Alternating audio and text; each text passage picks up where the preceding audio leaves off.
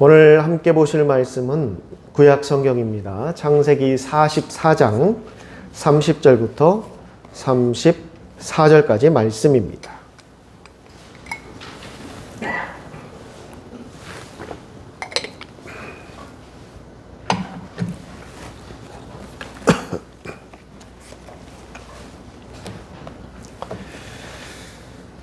창세기 44장 30절부터 34절까지 말씀을 저와 여러분이 나누어서 교독합니다. 제가 먼저 30절부터 읽겠습니다. 아버지의 생명과 아이의 생명이 서로 하나로 묶여 있거늘 이제 내가 주의 종 우리 아버지에게 돌아갈 때 아이가 우리와 함께 가지 아니하면 아버지가 아이 없음을 보고 죽으리니 이같이 되면 종들이 주의 종 우리 아버지가 이 머리를 슬퍼하며 수월로 데려가게 합니다. 주의 종이 내 아버지에게 아이를 담보하기를 내가 이를 아버지께로 데리고 돌아오지 아니하면 영영이 아버지께 죄짐을 지리이다 하였사오니 이제 주의 종으로 그 아이를 대신하여 여기서 있어 내 주의 종이 되게 하시고 그 아이는 그의 형제들과 함께 올려보내소서. 그 아이가 나와 함께 가지 아니하면 내가 어찌 내 아버지에게로 올라갈 수 있으리까? 두렵건대 제가 내 아버지에게 미침을 보리이다. 아멘.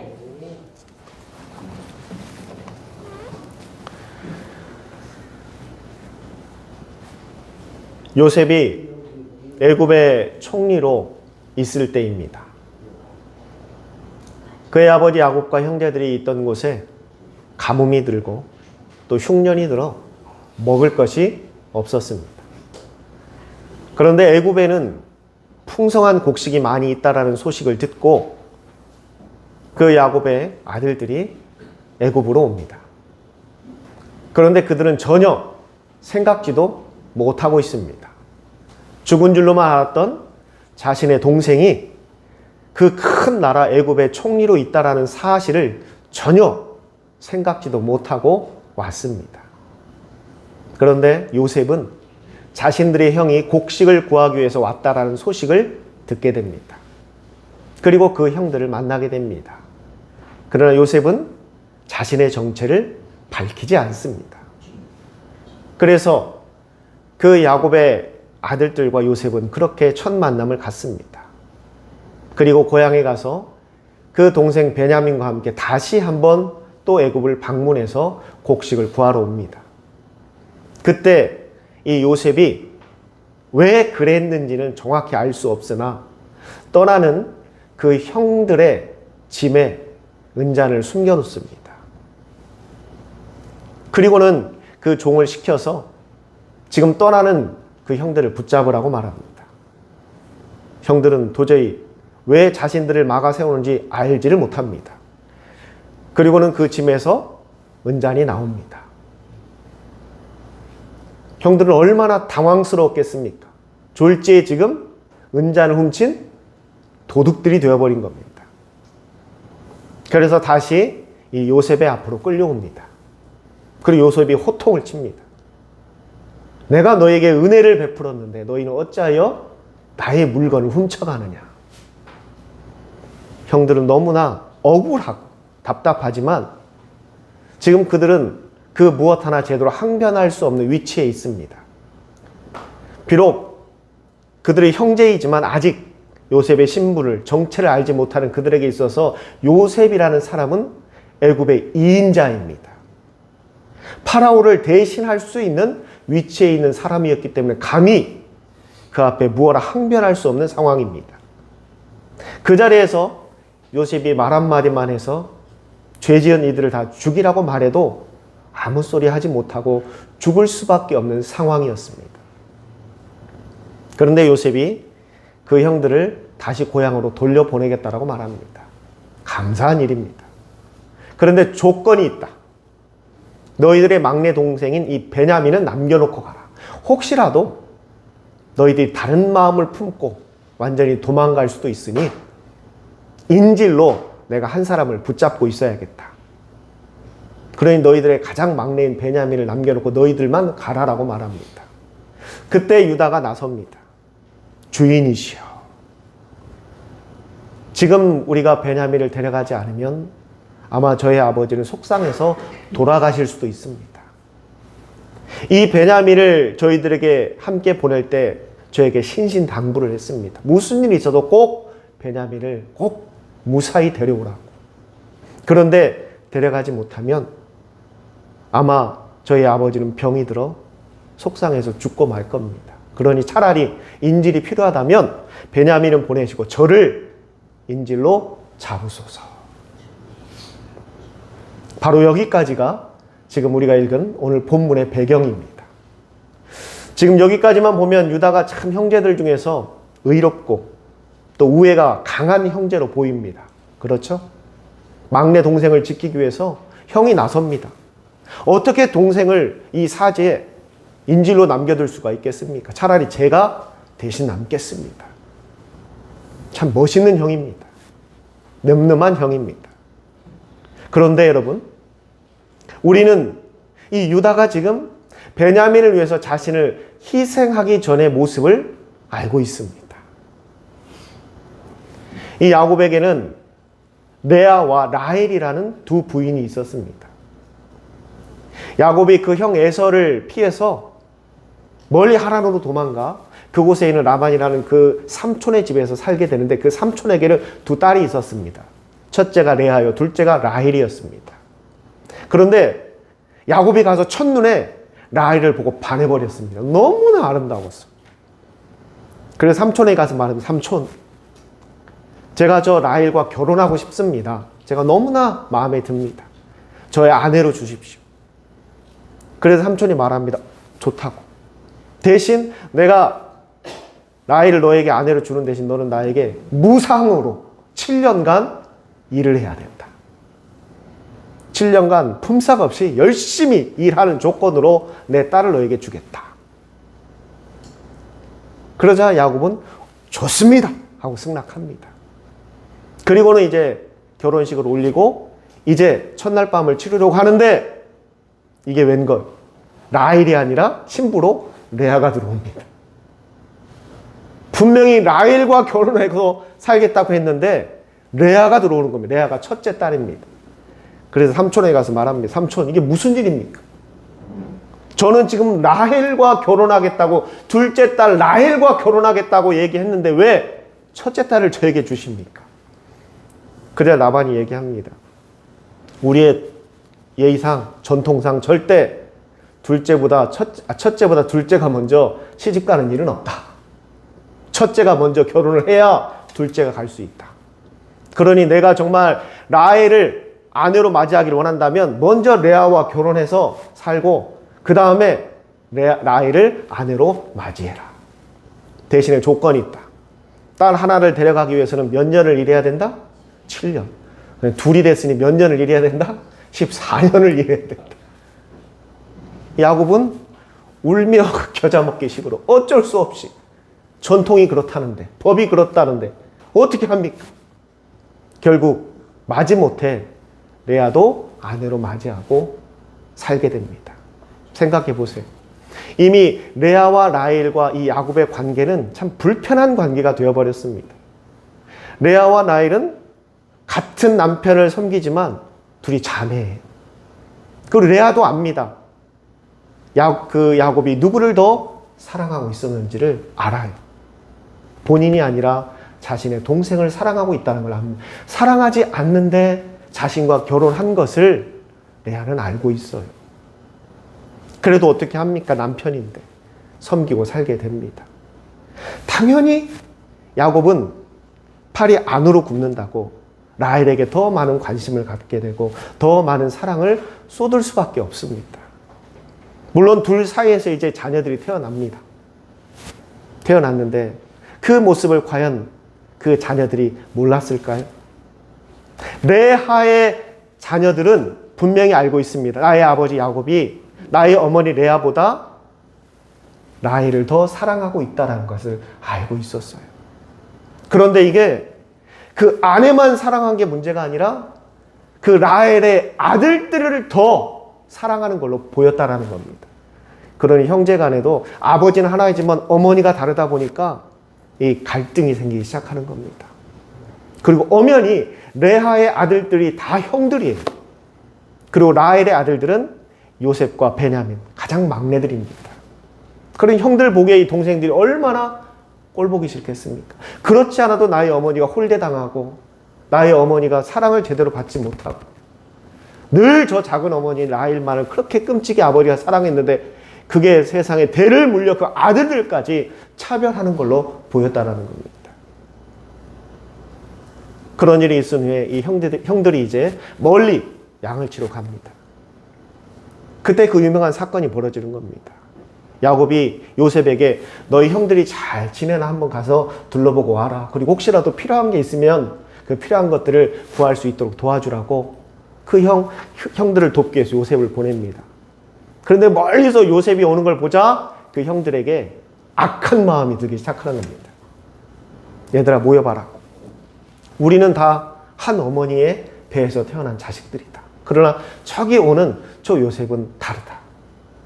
얼마나 우리 어머니가 홀대당했고 또한 우리가 무시당했는데 늘 아버지는 라헬만 사랑했고 늘 저 요셉만을 사랑했다. 오늘 우리가 처자를 죽이자.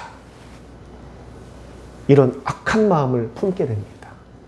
미움에서부터 시작된 마음이 증오가 되고 증오가 결국은 사람을 죽여야겠다는 마음을 품게 됩니다. 그래서 깊은 웅덩이를 파고 그곳에 요셉을 떨어뜨립니다. 그리고 들짐승들에게 잡혀 먹도록 남깁니다. 그게 바로 이 유다와 그 형들이 벌였던 일입니다. 끔찍한 일이에요.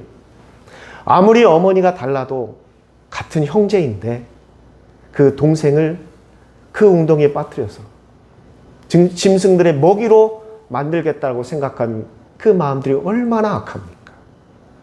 그런데 가만히 생각해 보니까 그냥 동물들에게 잡혀먹게 놔두느니 아무 이득이 없는 겁니다. 그때 유다에게 좋은 생각이 떠올랐습니다. 자, 모여봐라. 저 녀석 그냥 죽는다고 놔둬봐야 우리한테 무슨 이득이 있느냐. 그럴 바에 차라리 저 멀리 완전히 정말 죽도록 한번 고생해보라고 노예로 팔아버리자. 팔면은 우리에게 돈이라도 생기지 않겠느냐. 형제들 들으니까 좋은 생각인 것 같아요. 그렇지 않아도 꼴배기 싫은데 그냥 죽는 거 하나로 끝나는 게 아니라 우리에게 돈까지 생긴다니 얼마나 좋을까. 그 의견을 내고 아이디어를 냈던 사람이 누구냐. 바로 오늘 본문에 나오는 유다였습니다. 그 형제들 중에서 그래도 유일하게 얘들아 아무리 그래도 어떻게 우리가 동생을 죽일 수 있느냐. 그러면 안 된다라고 처음으로 말하고 끝까지 안 된다라고 이야기한 것은 큰아들 르우벤밖에 없었습니다. 나머지 모든 형들은 다 죽이려고 했어요. 장자가 아무리 이야기했어도 듣질 않습니다. 그리고 결국 그 유다의 의견이 관철돼서 좋다. 그냥 죽이지 말고 멀리 노예로 팔아버리자. 돈이라도 챙기자. 그렇게 해서 요셉이 노예상에게 팔리게 되고 그 노예상이 그 요셉을 끌고 가서 애굽에 가서 팔게 되고 그래서 그가 결국 요셉이 애굽에서 살게 되었다라는 겁니다. 오늘 우리가 읽은 성경에 나오는 유다의 지금 의로운 형제의 모습과 그 웅덩이에 떨어진 그 요셉을 노예 상인에게 팔아버리자라고 돈이라도 챙기자라고 말했던 유다가 너무나 상반된 모습을 보이고 있다는 겁니다. 이런 사람들 우리가 뭐라고 이야기하죠? 이중인격이라고 말합니다. 너무나 달라요.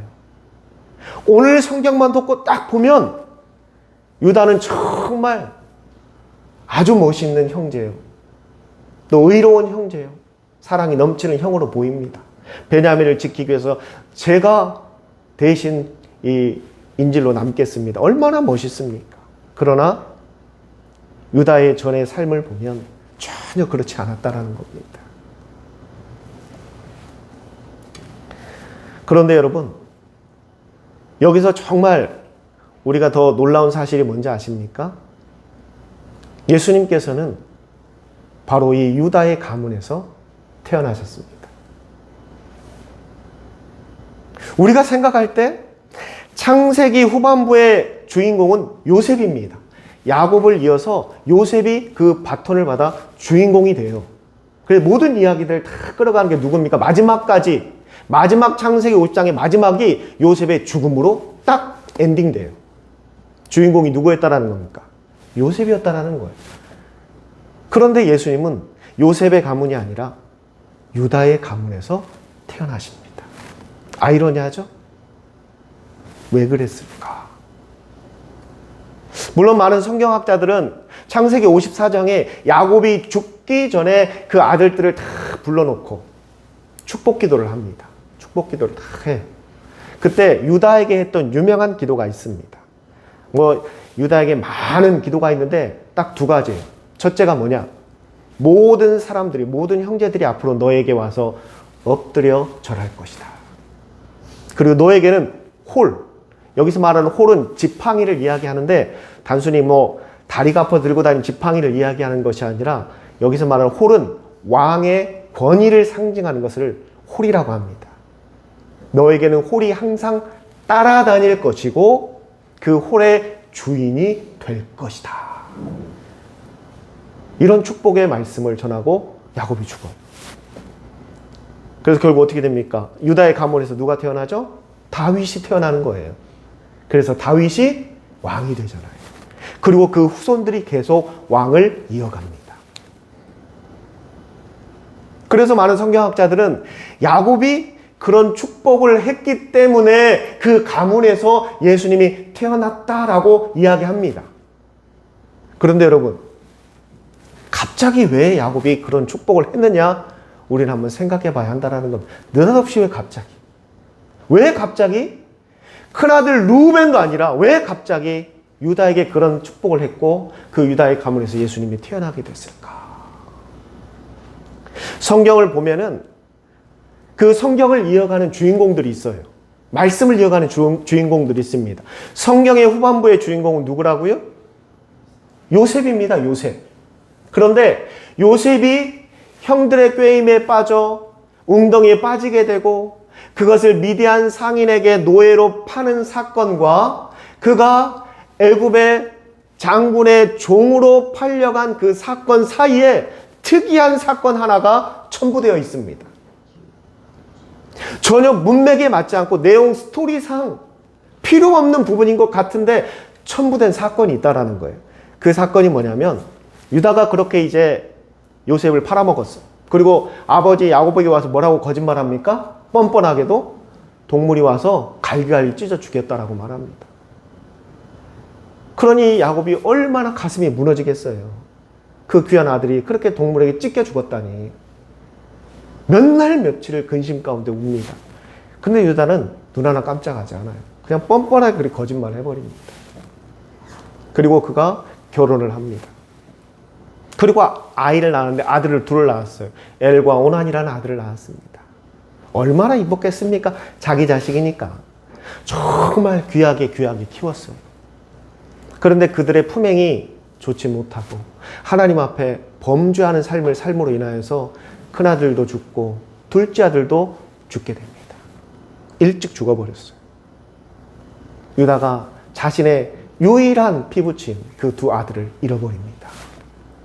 그때 유다가 큰 상심에 빠졌다고 나옵니다. 저는 유다가 그 순간 무엇을 떠올렸을까를 한번 봅니다. 자기는 아무 생각 없이 아무런 그런 의식 없이 아버지 요셉이 그만 안타깝게 동물에게 찢겨 죽었어요. 정말 속상한데 어쩔 수가 없어요. 그 이야기를 듣고 무너졌던 그 야곱의 모습이 아마 떠올랐을 겁니다. 내가 전한 그 소식을 들었던 그 아버지가 얼마나 상심이 컸고 또한 얼마나 힘들었을까. 왜? 지금 그 일이 누구에게 벌어졌습니까? 자신에게 벌어졌어요. 생때 같은 아들 둘이 그냥 한순간에 다 죽어버렸어요. 아들 잃어버렸어요. 그 자식을 잃어버린 그 아버지의 마음을 처음으로 유다는 느끼게 됩니다. 이게 얼마나 비통한 일이고 얼마나 가슴 아픈 일이고 얼마나 힘든 일인지를 비로소 그때 깨닫게 되는 거예요. 그런데 여러분, 바로 그 사건이 요셉이 애굽의 종으로 팔려가는 그 가운데 사건의 샌드위치 마냥 쏙 들어가 있어요. 느닷없이. 그 성경 창세기 후반부의 주인공은 요셉이 되어서 그 요셉의 사건으로 계속 이어가다 느닷없이 툭 잘라서 유다가 결혼을 했다. 그리고 아들을 낳았는데 그 아들 둘이 하나님 앞에 심판받아 죽어버렸더라. 그리고 유다가 그걸로 상심했더라. 그게 갑자기 들어가 있는 거예요. 이야기 흐름상 굳이 필요 없는 내용입니다. 그런데 왜 그 부분을 성경은 기록하고 적었을까? 우리가 성경을 보다 보면은요, 하나의 사건대로 쭉 이어가다가 느닷없이 돌발 상황, 전혀 예상하지 못한 사건이 갑자기 끼어드는 사건들이 존재할 때가 있습니다. 여러분, 그거는요, 분명한 의도가 있는 겁니다. 그 의도의 주체는 누구인가? 바로 하나님이십니다. 하나님께서 그것을 통해 깨닫게 하시거나 전하고자 하시는 것, 또한 그 뒤에 일어날 일들, 발생한 일들의 원인들을 밝혀주기 위해서 들어간 사건들이 있어요. 유다가 왜 오늘 요셉 앞에서 베냐민마저 아버지에게 가지 못하면 아버지는 분명히 죽을 것이라고 확신했느냐? 자신에게 그러한 아픔이 있었기 때문에 요셉을 잃은 그 아버지가 베냐민마저 잃는다면 분명히 죽을 것이다. 그리고 내가 그 죄를 어떻게 감당하랴? 요셉도 지금 사실 엄밀히 따지면 그 팔아버리고 죽게 만든 게 누구입니까? 본인이에요, 본인. 본인이 그 결을 낸 거예요. 그런데 베냐민마저 그렇게 잃게 된다면 내가 아버지에게 두 아들을 다 뺏어버리는 상황이 되는 거고, 거기에 대한 죄책감, 그리고 그 상심이 얼마나 클지를 누구보다 더 잘 알고 있는 유다. 그러기 때문에 그 상황에서 유다는 기꺼이 제가 대신 인질로 남겠다.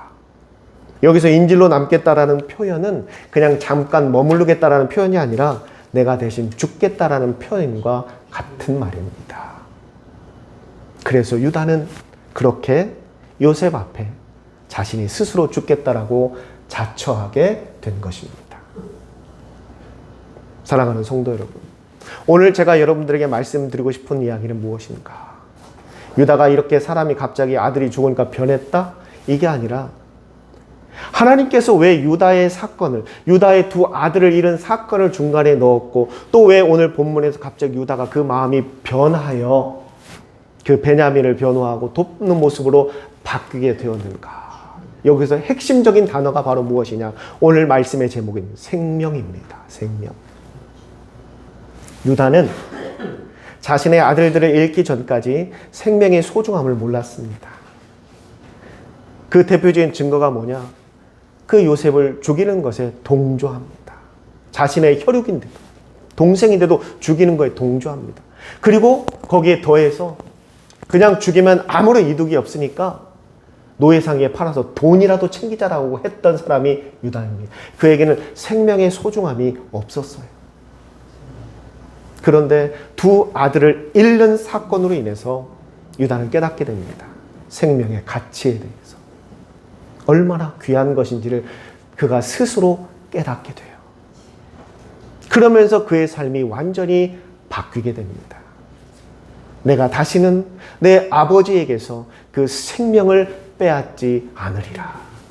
내가 어떤 일이 있더라도, 내가 희생하는다 한이 있더라도, 내가 죽는 한이 있더라도 내 아버지에게 있을 그 생명을 빼앗지 않으리라. 지키리라. 그 마음을 품었다라는 겁니다. 생명을 소중하게 여기고 또한 그 생명을 지키고자 하는 마음. 여러분, 그게 바로 왕의 자세이고 리더의 모습입니다. 내 자리를 지키기 위해서, 내 이득을 지키기 위해서, 그저 나 혼자 잘 먹고 잘 살기 위해서 왕이 되거나 리더가 되는 사람들은 생명의 가치를 모르는 사람들이에요. 그 사람들은 냉혈한이 되어서 다른 사람들이 고통 가운데 죽어가는 것도 신경 쓰지 않습니다. 왜? 오직 나만 행복하면 되니까. 나만 내 이 자리를 지키면 되니까. 다른 사람들이 그것 때문에 고통받고 죽어가는 것에 대해서는 전혀 관심이 없습니다. 그러나 진정한 왕, 진정한 리더의 모습은 내 자리가 중요한 것이 아니라, 내 목숨이 중요한 것이 아니라 생명의 가치를 깨닫고 그 생명을 지키기 위해서는 기꺼이 내가 희생할 수 있는 사람. 그게 진정한 왕의 모습이기 때문에 결국 야곱이 그 유다에게 너는 영원히 왕의 조상이 될 것이라는 축복을 하게 되는 겁니다. 그리고 그 마음이 그 대를 이어 흐르게 됩니다. 그리고 그곳에서 누가 태어나느냐? 이 땅의 모든 인간의 생명을 가장 귀하게 여기시고 그 생명이 지옥에 가는 것을 원치 아니하시고 모든 영혼들을 살리고자 하신 그 영혼들을 살리고자 당신의 목숨까지 내어 던지는 예수 그리스도께서 태어나시게 된 겁니다. 사랑하는 성도 여러분, 우리는 모든 사람들이 다 제각각인 것 같지만 사실 모두가 다 하나로 묶여있고 연결되어 있습니다. 사는 집이 다르고 지역도 다르고 부모도 다르고 형제도 달라서 우리는 다 다른 사람들이고 떨어져 있는 사람들이라고 여길지 모르겠지만 여러분들 눈에 보이지 않는 여러분들 우리의 관계라는 게 다 얽히고 설켜서 묶여 있어요. 전부 다. 그리고 우리는 사회생활을 하면서 그 관계는 점점점 더 넓어져 가는 겁니다. 누군가의 일과 누군가의 희생과 누군가의 헌신이 그냥 이루어지는 게 아니라는 겁니다. 왜 우리 아빠는 저렇게 아침 일찍 나가야 될까? 왜 우리 아빠는 저렇게 아침 일찍 일하러 나가는 걸까? 그냥 하루 쉬면 안 되나? 오후에 나가면 안 될까? 왜 엄마는 아침 일찍 일어나서 내 도시락을 싸고 반찬을 만들고 있을까? 어릴 때는 모릅니다. 그 이유를 몰라요. 왜 저렇게 밤낮 쉬지도 않고 아빠는 일만 하러 다닐까? 왜 엄마는 늘 저렇게 집안일을 하고 청소하고 일하고 저렇게 바쁠까? 뭐 때문에 저렇게 바쁠까? 인생 참 피곤하게 산다. 재미없게 산다. 저렇게 살고 싶을까? 어릴 땐 모릅니다. 그런데 부모가 되면 압니다. 나의 아버지가 왜 그렇게 아침 일찍 일하러 가시는지, 나의 어머니가 왜 그렇게 점심 도시락을 준비하고 반찬을 준비하고 그렇게 바쁘게 집안일들을 돕고 섬기고 있는지를 나중에 결혼하면 깨닫게 돼요. 그게 바로 나를 위해서였다라는 거예요. 우리 눈에 보이지 않지만 많은 사람들이 이런 관계 가운데 희생하고 헌신하고 섬기는 모습들이 있습니다. 그리고 그 모습들이 결국 나를 세워주는 것이고 나를 도와주는 거고 나를 지금 이렇게 유지시켜 주는 겁니다. 사람들은 그저 나 혼자 잘나서 나 혼자 잘 됐다고 생각하는 사람들이 참 많습니다. 그게 가장 어리석은 생각입니다. 이 세상에 혼자서 쓸 수 있는 사람들이 없습니다. 하나님은 모두가 다 서로 돕고 서로 의지하고 서로 섬기고 함께 그 관계를 형성해 나가며 성장하도록 만들어 놓으셨습니다. 이 땅에 그 누구도 혼자서 그렇게 쓸 수 있는 사람들이 없습니다. 그런데 우리는 그런 상황에서 많이 이기적이에요. 그래서 그런 사람들의 희생과 헌신을 너무 가치없이 여기고 나와 무관하다라고 여기는 생각들이 있습니다. 왜 이런 생각들을 갖게 되는가? 하나님께서 우리에게 심어주신 가장 근본된 사랑, 생명에 대한 사랑이 부족하기 때문입니다. 유다에게 그 생명에 대한 그 가치와 사랑이 없을 때 그가 했던 행동을 보십시오. 요셉을 죽이는 것에 망설이지 않습니다. 자신의 동생을 종으로 파는 것에 대해서 좋은 아이디어라고 기뻐합니다. 그러나 그가 비로소 생명의 가치를 깨닫는 순간 자신의 목숨까지도 내던집니다. 누구를 위해? 동생을 위해. 우리를 예수 그리스도께서 구원하시되 무엇으로 구원하신지 아십니까?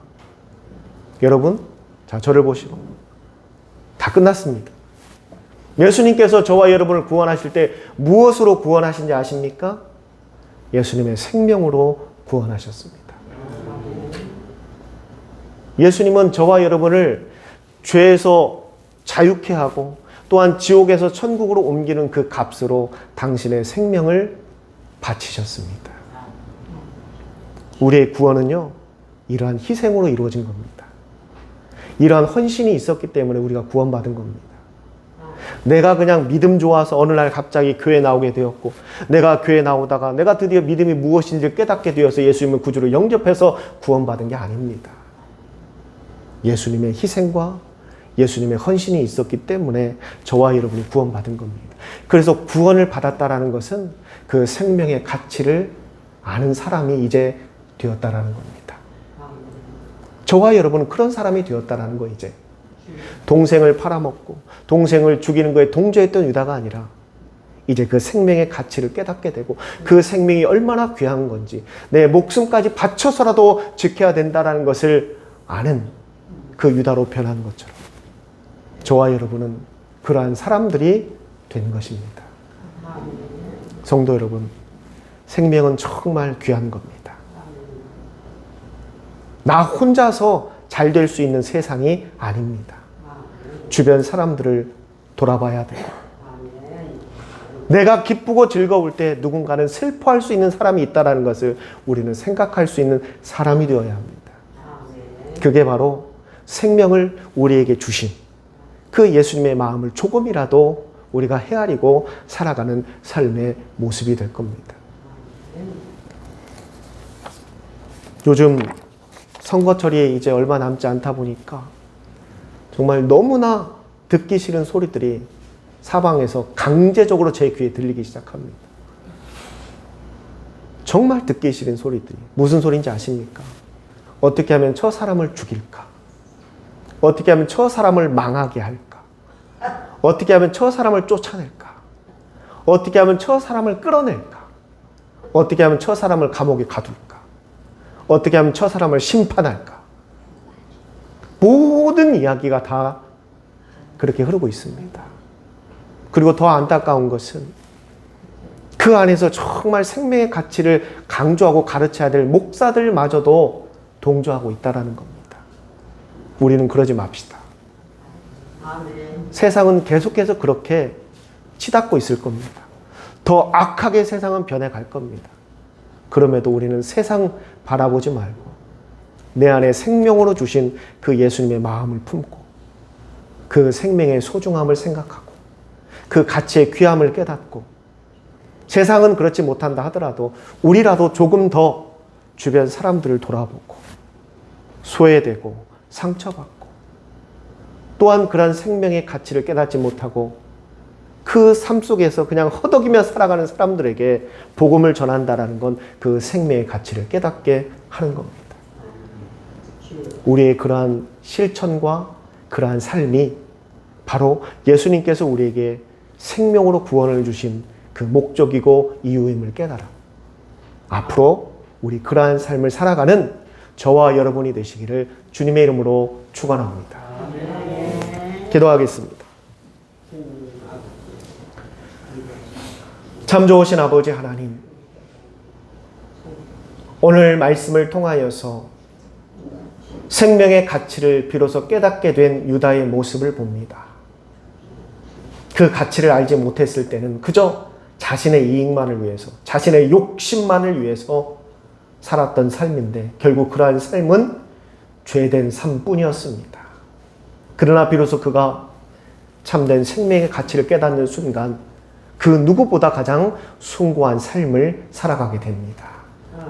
하나님, 예수님께서는 그 생명을 바쳐 저와 여러분을, 저와 우리를 살리시고 또한 구원하여 주셨습니다. 그리고 그 생명이 우리에게 있음을 말씀하셨습니다.